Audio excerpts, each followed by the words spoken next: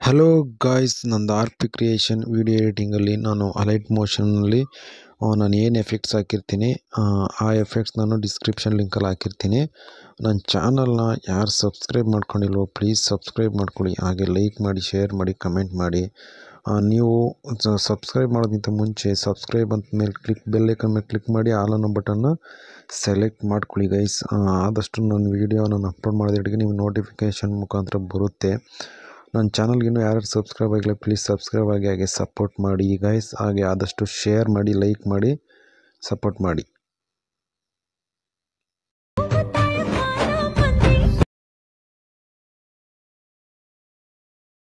Hey,